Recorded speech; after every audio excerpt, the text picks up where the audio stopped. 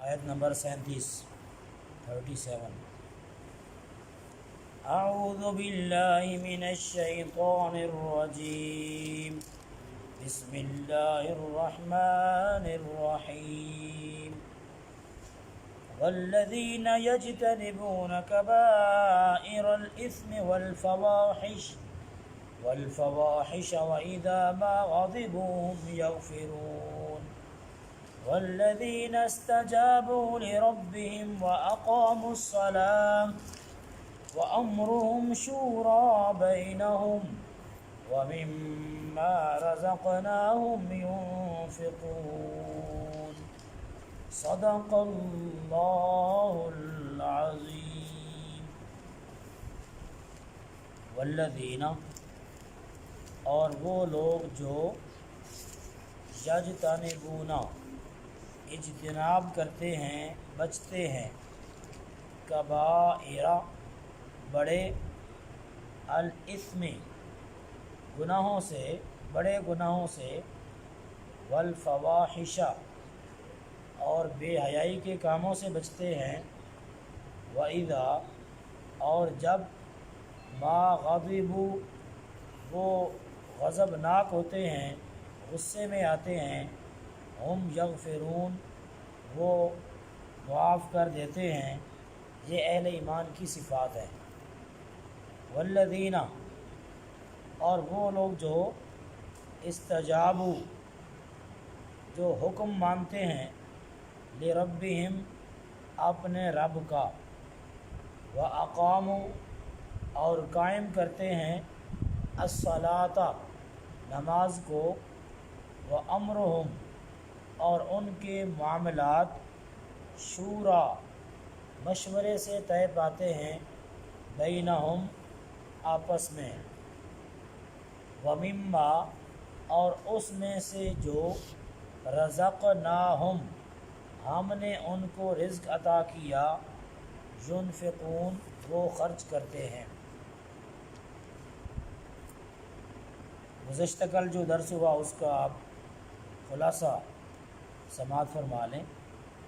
رب العالمین نے فرمایا کہ یہ جو تمہاری کشتیاں اور سمندری جہاز سمندر میں چلتے ہیں، اگر ہم چاہیں تو تمہارے اعمال بد کی وجہ سے ان کشتیوں اور جہازوں کو، سمندری جہازوں کو ہم ہلاک کر دیں، فنا کر دیں۔ وَيَعْفُو عَنْ كَثِيرٍ، اور بہت سارے گناہ تو ہم تمہارے ویسے ہی معاف کرتے رہتے ہیں۔ اور جان لیں گے وہ جو اللہ کی آیات میں جھگڑتے ہیں، بحث کرتے ہیں، ان کو علم ہو جائے گا کس بات کا، کہ ان کے لیے قیامت کے دن کوئی بچانے والا نہیں، قیامت کے دن عذابوں سے ان کو کوئی بچا نہیں سکے گا، یہ بات وہ جان لیں گے۔ اور تمہیں جو کچھ دیا گیا ہے یہ دنیا کا سامان ہے، اور دنیا کا سامان آپ جانتے ہیں ختم ہو جانے والا ہے، یہ فانی ہے، یہ عارضی ہے، یہ ناپائیدار ہے۔ اور جو اللہ کے پاس ہے، یعنی تمہارا ثواب، جو تم اعمال کرتے ہو اس کا جو ثواب ہے، جو اللہ کے پاس ہے، وہ بہت بہتر ہے، ہمیشہ رہنے والا ہے۔ اور یہ صفات اور یہ تمام انعامات ان لوگوں کے لیے ہیں جو ایمان لائے اور اپنے رب پر توکل اور بھروسہ کرتے ہیں۔ یہ تھا کل کا درس۔ اب اسی سے متعلق آج جو درس میں بات ہے، رب العالمین کا جو فرمان ہے وہ یہ ہے کہ والذین یجتنبون کبائر الاثم والفواحش، کہ وہ لوگ کامیاب ترین ہیں جو بڑے گناہوں سے بھی بچتے ہیں اور بے حیائی اور برائی کے کاموں سے بھی بچتے ہیں۔ بڑے گناہ کون کون سے ہیں؟ نمبر 1، بڑے گناہوں سے مراد وہ ہے جن گناہوں کی سزا شریعت نے مقرر کی ہے۔ بدکاری کی سزا ہے، اگر غیر شادی شدہ بدکاری کرے تو اس کو 100 کوڑے، 100 جلدہ، 100 کوڑے۔ اگر شادی شدہ بدکاری کرے تو اس کے لیے رجم کی سزا ہے، اور رجم کا ثبوت حدیث پاک میں ہے۔ رجم کے بارے میں آیات پہلے قرآن پاک میں آئی تھی، ایک آپ کو نئی بات بتا دوں رجم کے بارے میں آیات قرآن پاک میں آئی تھی، صحابہ کرام ان کو پڑھا کرتے تھے۔ حضرت عائشہ صدیقہ طیبہ طاہرہ رضی اللہ عنہ فرماتی ہیں کہ ہم نے ان آیات کو پڑھا ہے۔ پھر یہ ہوا کہ اللہ رب العالمین کا ارادہ یہ ہوا کہ ان آیات کو قرآن پاک سے نکال دیا جائے۔ وہ آیات محو کر دی گئیں، مٹا دی گئیں، اور جن جن لوگوں کو زبانی یاد تھی ان کے حافظوں سے بھی نکال دی گئیں۔ پھر حضور علیہ الصلوۃ والتسلیمات نے احادیث طیبہ کے اندر رجم کی وضاحت فرمائی، اور حضرت ماعز اسلمی رضی اللہ عنہ صحابی ہیں، ان سے بدکاری ہو گئی تو ان کو حضور علیہ الصلوۃ والتسلیمات نے رجم کیا تھا۔ رجم یہ ہے کہ کمر تک زمین کے اندر بندے کو گاڑا جائے گا اور اس کی پشت کی طرف سے اس کو پتھر مارے جائیں گے، اور بس تب کی جائے گی، ختم تب کیا جائے گا پتھر مارنا جب اگلا بندہ فوت ہو جائے گا۔ اس کو شریعت میں رجم کہتے ہیں، اردو میں سنگسار بھی کہتے ہیں، سنگسار کرنا۔ تو جن گناہوں کی سزا مقرر ہے، جیسے چوری کی سزا ہاتھ کاٹنا ہے، اسی طریقے سے اور بھی بہت ساری سزائیں مقرر ہیں، تو یہ بھی بڑے گناہ ہیں۔ اس کے علاوہ بھی والدین کی نافرمانی بڑا گناہ ہے، جھوٹی قسم کھانا، جھوٹ بولنا یہ بڑا گناہ ہے، قتل کرنا بڑا گناہ ہے، شرک کرنا بڑا گناہ ہے، یہ سارے بڑے گناہ۔ اللہ فرماتا ہے جو بڑے گناہوں سے بھی بچے، اور اگلی بات والفواحش، اور بے حیائی کے جتنے بھی کام ہیں جو ان سے بچے، بے حیائی برائی، بے حیائی کی طرف جو چیز لے کے جاتی ہے اس سے بھی بچنا ہے۔ جو یہ آدمی کام کرتا ہے وہ آدمی کامیاب ہے، اور اس کے لیے جو پیچھے بات ہوئی پچھلی آیت میں ثواب کی کہ جو اللہ کے پاس بہتر اور ہمیشہ رہنے والا ہے، یہ اس کا مقدر ہے جو بڑے گناہوں سے بچے اور بے حیائی سے بچے۔ وَإِذَا مَا غَضِبُوا هُمْ يَغْفِرُونَ، اور ان کی تیسری صفت یہ ہے جن کا ثواب اللہ کے پاس ہے، تیسری صفت یہ ہے کہ جب وہ غصے میں آتے ہیں تو پھر اپنے اس غصے کا پورا اظہار نہیں کرتے، بلکہ پی جاتے ہیں اور اگلے بندے کو معاف کر دیتے ہیں۔ غصے کے اندر انسان کا پتہ چلتا ہے کہ یہ کتنے پانی میں ہے۔ نارمل تو ہم بڑے پیار سے بولتے ہیں، بڑے خوش اخلاق، بڑی میٹھی زبان ہماری، جہاں آرام ہوتا وہ میٹھی زبان سے نہیں لگتی کچھ، اس میں محنت زیادہ۔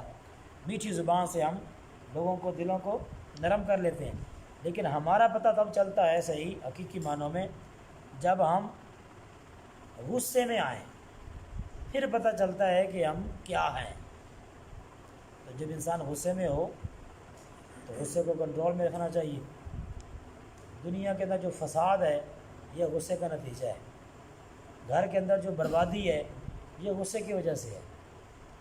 اہلیہ محترمہ کے سامنے اگر آپ غصے کا اظہار کریں گے تو پھر وہ آگے ریئیکشن دکھائے گی اور بات آگے بڑھے گی، اور وہ میکے بھی جا سکتی ہے، اور اگر میکے چلی گئی تو پھر معاملات بڑے مشکل ہیں۔ تو غصے کو کنٹرول میں رکھنا ہے، گھر کے اندر بھی، چار دیواری کے اندر بھی، چار دیواری سے باہر بھی۔ ایک واقعہ پہلے آپ نے کئی دفعہ سنا ہوگا، میں نے یہاں جمعہ کی تقاریر میں بیان کیا ہے۔ حضرت علی رضی اللہ عنہ کے گھر میں ایک چھوٹا بچہ تھا، نو مولود، چند دنوں کا، وہ چٹائی پہ لیٹا ہوا تھا۔ آپ کی خادمہ گرم سالن کا ایک پیالہ جو ہے نا ہاتھ میں لیے پاس سے گزری، اس کو ٹھوکر لگی پاؤں اس پہ نا، اور وہ پیالہ ہاتھ سے چھوٹا، بچے کے چہرے پہ جا گرا۔ نو مولود بچہ بالکل معصوم کلی پھول، اس کے چہرے پہ گرم سالن اگر گر جائے تو کتنا تکلیف دہ یہ منظر ہوگا۔ تو حضرت علی رضی اللہ عنہ نے غصے کی طرف، ملازمہ کی طرف دیکھا، ناراضگی کا اظہار کیا۔ تو اس خاتون کو بھی قرآن پاک کا نالج تھا ان کے پاس، اس نے کہا والکاظمین الغیظ، مومن کی تو صفات یہ ہیں کہ وہ غصے پہ پی جاتے ہیں۔ آیت سنی آپ نے، مسلمان جب آیت سنتا ہے نا اس کے دل پہ اثر ہوتا ہے کہ میرے مولا نے فرما دیا ہے کہ مسلمان تو غصے کو پی جاتا ہے۔ آپ غصے کو پی گئے، غصہ ختم ہو گیا آپ کو۔ اس خاتون نے جب دیکھا کہ آپ نارمل ہو گئے ہیں، غصے کا اظہار جو پہلے کر رہے تھے اب نہیں کر رہے، تو اس نے بڑا آگے بڑھا، والعافین عن الناس، مومن تو لوگوں کو معاف کر دیتا ہے۔ آپ نے فرمایا میں نے تمہیں معاف کیا۔ اس نے اس آیت کا اگلا ٹکڑا پھر پڑھا، واللہ یحب المحسنین، اللہ احسان کرنے والوں کو ساتھ کو پسند کرتا ہے، محبت کرتا ہے۔ تو آپ نے فرمایا اچھا تمہارے ساتھ احسان بھی کرنا ہے، جیب میں ہاتھ ڈالا، جتنے درہم تھے اس کو عطا کر دیے۔ کہاں وہ معاملہ کہ سالن گرا، بچے کا چہرہ جھلس گیا، کہاں یہ، اور کہاں یہ کہ جو جیب میں ہے وہ عطا کر دیا، احسان بھی کر دیا۔ یہ ہے قرآن پر عمل۔ جب قرآن سامنے آ گیا، جب بتا دیا کہ یہ آیت ہے قرآن کی، تو صحابہ کرام عمل کیسے کرتے تھے، اس بات سے اس بات یہ آپ کو اس عمل کا اظہار ہوتا ہے۔ تو یہاں یہ مومن کی صفت بیان ہوئی، وَإِذَا مَا غَضِبُهُمْ يَغْفِرُونَ، جب وہ غضبناک ہوتے ہیں، غصے میں آتے ہیں تو معاف کر دیتے ہیں۔ یاد رکھیے یہ جو غصے میں آ کے معاف کرنے کی بات ہے، یہ آپس کی معاملہ چھوٹی چھوٹی جو باتیں ہیں وہ ہیں۔ اس کا مطلب یہ نہ سمجھیے کہ جو کافروں کے ساتھ جو مسلمان غصے کا اظہار کرتا ہے اس ادھر بھی کافروں کو بھی معاف کر دیتا ہے، وہ نہیں ہے۔ وہ ہلکا ہے یاراں تو بریشم کی طرح نرم، جب مسلمان آپس میں بیٹھے ہیں تو ریشم کی طرح نرمی مسلمان کے مزاج میں آتی ہے۔ وہ ہلکا ہے یاراں تو بریشم کی طرح نرم، رزم حق و باطل ہو تو فولاد ہے مومن۔ اگر جنگ ہو کفار کے ساتھ تو پھر مسلمان ریشم نہیں ہے، پھر وہ فولادی تلوار ہے، پھر لوہے کی طرح سخت ہے مسلمان، پھر معیار بدل جاتے ہیں وہاں پہ۔ کفار کے لیے یہ بات نہیں، کفار کے لیے حکم یہ ہے وَغْلُظْ عَلَيْهِمْ، ان پر سختی کریں، اے نبی کفار کے اوپر سختی کریں، وَغْلُظْ عَلَيْهِمْ، ان پر سختی کریں۔ مسلمانوں کے آپس میں یہ بات ہو رہی ہے، اگر کسی بھائی سے کوئی غلطی ہو جائے تو اس کو فوراً معاف کر دینا چاہیے۔ الحمدللہ ایک بات تحدیث نعمت کے طور پر ویسے بیان نہیں کرنی چاہیے لیکن میں کر دیتا ہوں، تحدیث نعمت کے طور پر۔ کچھ دن پہلے میں آ رہا تھا ظہر کی نماز کے لیے، تو ایک آدمی بائک چلا رہا تھا، اس نے آ کے بائک میری گاڑی کے پیچھے ماری، نیا بمپر تھا توڑ دیا۔ مجھے بالکل غصہ نہیں آیا، میں نے اس کو دیکھا تو وہ اب یہ سوچ رہا تھا کہ شاید یہ باہر نکلیں گے اور شور مچائیں گے، تم نے یہ کیا کر دیا۔ میں نے کہا آپ کو چوٹ تو نہیں آئی؟ کہتے نہیں میں گرا نہیں، بچ گیا ہوں۔ میں نے کوئی بات ذرا احتیاط سے چلایا کریں، لیکن جلدی کی ضرورت نہیں ہے، آپ کو چوٹ لگ جانی تھی ابھی، تو کوئی بات نہیں آپ جائیں۔ تو وہ بڑا خوش ہوا، مجھے اس نے دعا دی کہ میں نے آپ کا نقصان کر دیا۔ میں نے کہا کوئی بات نہیں، یہ ہوتا رہتا ہے۔ تو یہ اللہ تعالیٰ نے یہ توفیق دی اور یہ کام اللہ نے لیا کہ غصے کو کنٹرول، غصہ آیا تھا لیکن کنٹرول کر لیا۔ تو اسی طرح ہم سب نے انشاءاللہ آپس میں سیکھنا ہے اور اس کی پریکٹس کرنی ہے۔ وَالَّذِينَ اسْتَجَابُوا لِرَبِّهِمْ وَأَقَامُوا الصَّلَاةَ، اب پھر اہل ایمان کی صفات اللہ بیان فرما رہا ہے کہ مسلمان کیا ہے۔ مسلمان یہ ہے استجابوا لربہم، اپنے رب کا حکم مانتا ہے۔ استجابوا کا لفظی ترجمہ ہے جواب دیتا ہے، یعنی اللہ نے آواز لگائی، اللہ نے، اللہ کے پیغمبر نے، قرآن نے آواز لگائی کہ اسلام کی طرف آؤ، نماز کی طرف آؤ، مسلمان اس کا جواب دیتا ہے جی میں حاضر ہوں، لبیک میں حاضر ہوں۔ اذان کے جواب میں آتا ہے مسلمان مسجد میں۔ استجابوا لربہم، اپنے رب کا حکم مانتا ہے، یہ ہے مسلمان کی صفات۔ اپنی مرضی نہیں کرتا، جب اللہ اور اس کے رسول کی بات آ جائے تو پھر اپنی مرضی ختم، میری کوئی مرضی نہیں، جو مرضی ہے وہ اللہ اور اس کے رسول کی ہے۔ ولا یخافون لومۃ لائم، مومن کی صفات یہ ہے کہ کسی ملامت کرنے والے کی ملامت کی پرواہ نہیں کرتا۔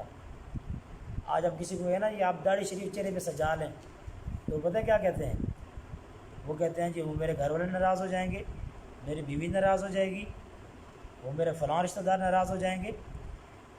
تو یہ مومن کی صفات نہیں ہیں۔ مومن کی صفات یہ ہیں کہ ولا یخافون لومۃ لائم، کسی بات کرنے والے کی بات کی کوئی پرواہ نہیں کرنی، جو مرضی باتیں کرتا پھرے۔ صحابہ کرام میں سے ایک مثال حذیفہ بن یمان، جو حضور علیہ الصلوۃ والتسلیمات کے رازدار مشہور ہیں، رازدار نبی۔ ایک بادشاہ کے پاس حضور نے ان کو بھیجا تھا، ایک صحابی اور بھی ان کے ساتھ تھے۔ بادشاہ سامنے بیٹھا تھا تخت پر، ان کے کھانا پیش کیا گیا، کھانا کھا رہے تھے، ایک لقمہ ہاتھ سے گرا، حضرت حذیفہ بن یمان نے وہ لقمہ اٹھایا، اس کو صاف کر کے کھانے لگے۔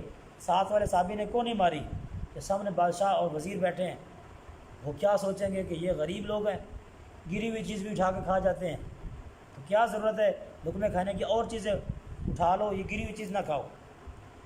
حذیفہ بن یمان رضی اللہ عنہ نے ان سے فرمایا کہ تم کیسی بات کرتے ہو، کیا تم نہیں جانتے؟ حضور نے فرمایا کہ جب چیز گر جائے اگر وہ خراب نہیں ہوئی، کھانے کے قابل ہے تو آپ اس کو استعمال کر لیں، کھا لیں، تو یہ کھانے کے قابل ہے۔ اشارہ کیا بادشاہ کی طرف، آترک سنت حبیبی لہؤلاء الحمقاء، کیا ان بے وقوفوں کی وجہ سے میں اپنے محبوب کی سنت چھوڑ دوں؟ جب اس بادشاہ نے یہ بات سنی تو اس کی عقل ٹھکانے آ گئی کہ جو آدمی اپنے نبی کی ایک سنت چھوڑنے پہ راضی نہیں ہے، اس کو ترک کرنے پہ راضی نہیں ہے، اگر میں نے ان کے نبی کے بارے میں کوئی آج یہاں بات کی تو اس نے میرا سر اڑا دینا ہے۔ یہ اس قدر جذبے کے ساتھ یہ بھرے ہوئے ہیں۔ تو یہ اصل میں مومن کی صفات ہیں کہ وہ اپنے رب کے احکامات پر پورا اترتا ہے، اپنی مرضی نہیں کرتا، وہ اقام الصلاۃ اور نماز کو قائم کرتا ہے۔ یہ بات پہلے بھی کئی دفعہ کی ہے، نماز قرآن پاک کے اندر نماز پڑھنے کا حکم نہیں ہے، نماز کو قائم کرنے کا حکم ہے۔ 750 مرتبہ جو حکم ہے وہ قائم کرنے کا ہے۔ نماز قائم کرنے میں یہ ہے کہ نماز کو سیکھ کر ادا کرنا، نماز قائم کرنا یہ ہے خشوع و خضوع سے نماز پڑھنا، نماز قائم کرنا یہ ہے کہ پوری 5 نمازیں پڑھنا، نماز قائم کرنا یہ ہے کہ باجماعت نماز ادا کرنا۔ یہ نہیں ہے کہ ہم ان شرائط کے بغیر نماز پڑھیں اور نماز کو قائم کرنا کہا جائے، نہیں، نماز کو قائم کرنا ہے، نماز کے تمام اسرار و رموز کو سمجھنا ہے، اور ایسی نماز پڑھنی ہے جیسی نماز صحابہ کرام نے پڑھی ہے، جاندار نماز، پاورفل نماز۔ 21ویں پارے کے پہلی لائن اللہ فرماتا ہے کہ ان الصلاۃ تنہی عن الفحشاء والمنکر، بے شک جو نماز ہے انسان کو بے حیائی اور بری بات سے روک دیتی ہے۔ اگر آج ہماری نماز ہمیں بے حیائی سے نہیں روک رہی تو ہمیں سمجھ لینا چاہیے کہ ہم نماز ادا ہی نہیں کر رہے جو ہمیں کرنی چاہیے تھی۔ وہ سجدہ جس سے روح زمین کانپ جاتی تھی اسی کو آج ترستے ہیں ممبر و محراب۔ مسجد مرثیہ خواہ ہیں کہ نمازی نہ رہے، یعنی وہ صاحب اوصاف حجازی نہ رہے۔ تو نماز کو قائم کرنا ہے۔ وہ امرم شورا بینہم، ہر انسان اپنے آپ کو عقل کل نہ سمجھے کہ میرا دماغ سب سے آگے ہے، میں بہت بڑا فلسفی ہوں، جو میں نے فیصلہ کرنا ہے خود ہی کرنا ہے۔ نہیں، اسلام نے ہمیں یہ حکم دیا ہے کہ آپ کوئی بھی اہم کام سر انجام دیں تو آپ آپس میں دوستوں سے مشورہ کر کے کریں، مشورے میں خیر ہے، اور جس سے مشورہ آپ مانگیں یہ اس کے پاس امانت ہے۔ اگر راز کی بات ہو تو کسی اور کو آگے نہ بتائے کہ جی فلاں نے میرے پاس آیا ہے، اس طرح مجھ سے مشورہ مانگا ہے، یہ راز ہے۔ اور جو اپنے لیے پسند کرنا ہے وہی دوسرے کو مشورہ دینا ہے، اچھائی کا مشورہ دینا ہے۔ وَأَمْرُهُمْ شُورَىٰ بَيْنَهُمْ، یہ وہ آیت کا ٹکڑا ہے جس میں لفظ شورا استعمال ہوا، جس کی وجہ سے اس سورت کا نام سورت الشورى رکھا گیا کہ مسلمانوں کے معاملات باہمی مشورے سے طے ہوتے ہیں۔ وَمِمَّا رَزَقْنَاهُمْ يُنْفِقُونَ، مومن کی چھٹی صفت اللہ نے بیان کی ہے کہ جو اللہ نے دیا ہے اس میں سے خرچ کرتا ہے، جو دیا ہے اللہ نے اس میں سے اللہ کے جو حقوق ذمے ہیں وہ ادا کرنے ہیں۔ ایک صحابی نے عرض کیا، اللہ کے رسول میرے پاس 1 درہم ہو تو میں اس کو کہاں خرچ کروں؟ آپ نے فرمایا اپنی ذات پر۔ میں آپ کو ترتیب بتا رہا ہوں خرچ کرنے کی۔ آپ نے فرمایا اپنی ذات پر، سب سے پہلے بہترین مصرف آپ کی اپنی ذات ہے، لیکن ضرورت کی حد تک، عیاشی میں نہیں، ضرورت کی حد تک۔ صحابی نے عرض کیا، اللہ کے رسول اگر میرے پاس 1 درہم اور ہو، اپنی ذات پہ خرچ کر لیا، ایک اور ہو، کہاں خرچ کروں؟ فرمایا اپنی بیوی اور بچوں پہ خرچ کرو۔ صحابی نے عرض کیا اگر 1 درہم اور ہو تو اس کے بعد؟ آپ نے فرمایا، حضور نے فرمایا کہ اپنے ماں باپ پہ خرچ کرو۔ ابھی تک باہر صدقے کی بات نہیں آئی جدھر ہم دے رہے ہوتے ہیں باہر روڈ پر، ابھی وہ مرحلہ نہیں آیا، وہ آگے ہے۔ صحابی نے چوتھی بار عرض کیا، اللہ کے رسول اگر 1 درہم اور ہو میرے پاس تو کہاں خرچ کروں؟ حضور نے فرمایا اپنے بہن بھائی قریبی رشتہ دار وہاں خرچ کریں۔ صحابی نے 5ویں مرتبہ پھر عرض کیا، اللہ کے رسول اگر 1 درہم اور بھی میرے پاس کہیں سے آ جائے تو کہاں خرچ کروں؟ حضور نے فرمایا ہاں اب تمہارا جہاں جی چاہے خرچ کرو۔ ہم کیا کرتے ہیں؟ ہمارے قریبی رشتہ دار ماں باپ وہ پیسے کو ترس رہے ہوتے ہیں اور ہم گاڑی روکتے ہیں روڈ پہ اور وہاں اپنی سبیل لگائی ہوتی ہے ہم نے جی۔ یہ وہ چیز ہے جو ہمارے خاندانی نظام کو کمزور کر رہی ہے، حسد پیدا کرتی ہے۔ جب میرے کزن کو پتہ چلے گا کہ جی قاری صاحب تو بڑی وہاں صدقہ خیرات کرتے ہیں لاہور میں، ہمیں ایک ٹکا نہیں دیتے، تو وہ کبھی بھی میرے بارے میں اچھے الفاظ منہ سے نہیں نکالے گا۔ تو پہلے اپنے کا خیال کریں، پھر دوسروں کا نمبر بھی ہے، پھر ساری چیزیں ہیں۔ تو وَمِمَّا رَزَقْنَاهُمْ يُنْفِقُونَ، جو اللہ نے دیا اس میں سے خرچ کرتے ہیں، یہ اہل ایمان کی صفات ہیں۔ اللہ رب العالمین ہمیں ان صفات پر پوری طرح عمل پیرا ہونے کی توفیق عطا فرمائے۔ وآخر دعوانا ان الحمد للہ رب العالمین۔ اللہم صلی